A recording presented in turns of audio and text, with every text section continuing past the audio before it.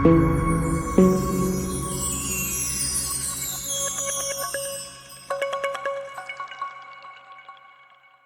मित्रांनो, पुन्हा एका नवीन व्हिडिओमध्ये आपले स्वागत आहे।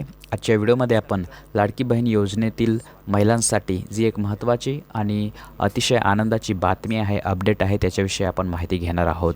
जर तुम्ही लाडकी बहीण योजनेअंतर्गत तुम्ही एक लाभार्थी असाल किंवा तुमच्या घरातील एखादी महिला या ठिकाणी लाभ घेत असेल, परंतु KYC केल्यानंतरसुद्धा जर पैसे या ठिकाणी तुमच्या बँक खात्यात जमा होत नसेल, तर अतिशय ही महत्त्वाची अपडेट आहे, महत्त्वाची माहिती आहे। व्हिडिओ शेवटपर्यंत पहा आणि जर आपल्या चॅनलवरती तुम्ही पहिल्यांदा आला असाल तर आपल्या चॅनलला सबस्क्राईब करून घ्या, कारण याच प्रकारची माहितीपूर्ण व्हिडिओ तुम्हाला वेळोवेळी आपल्या चॅनलवरती भेटत असतात।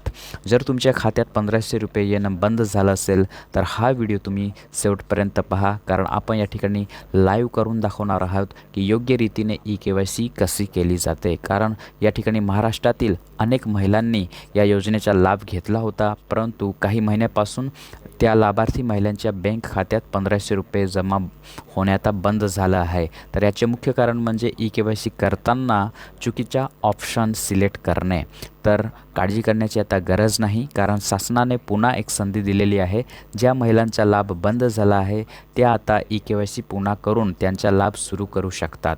तर सर्वात आधी जी ऑफिशियल वेबसाईट आहे ladkibaheen.maharashtra.gov.in या वेबसाईटवरती तुम्हाला यायचे आहे। त्या वेबसाईटची लिंक आपल्या व्हिडिओच्या डिस्क्रिप्शनमध्ये सुद्धा तुम्हाला भेटून जाईल।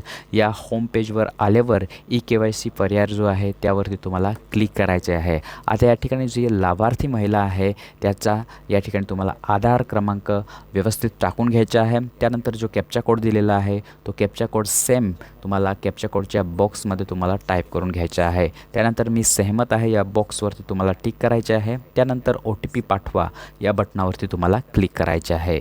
जो लाभार्थी आहे त्या आधार कार्डशी जो मोबाईल नंबर लिंक आहे त्याच्यावरती एक OTP पाठवण्यात येईल। तो OTP या ठिकाणी तुम्हाला टाकून घ्यायचा आहे। त्यानंतर सबमिट करायचे आहे। यानंतर तुमच्या स्क्रीनवर 2 प्रश्न दिसतील आणि KYC मुख्यमंत्री माझी लाडकी बहीण योजना आणि त्याखाली जो ऑप्शन आहे माझ्या कुटुंबातील सदस्य नियमित कायम कर्मचारी म्हणून सरकारी विभाग, उपक्रम, मंडळ, भारत सरकार किंवा राज्य सरकारच्या स्थानिक संस्थेमध्ये कार्यरत नाही या ऑप्शनवरती तुम्हाला टिक करायचे आहे। त्यानंतर जो B प्रश्न आहे माझ्या कुटुंबातील सदस्य नियमित कायम कर्मचारी म्हणून सरकारी विभाग, उपक्रम, मंडळ, भारत सरकार किंवा राज्य सरकारच्या स्थानिक संस्थेमधून सेवानिवृत्तीनंतर निवृत्ती वेतन घेत नाही हा ऑप्शन या ठिकाणी तुम्हाला परत टिक करायचा आहे। त्यानंतर जो खाली बॉक्स आहे त्यावरती तुम्हाला टिक करायची आहे आणि सबमिट या बटनावरती तुम्हाला क्लिक करायचे आहे। त्यानंतर खाली दिलेल्या बॉक्सवरती तुम्हाला टिक करायचे आहे।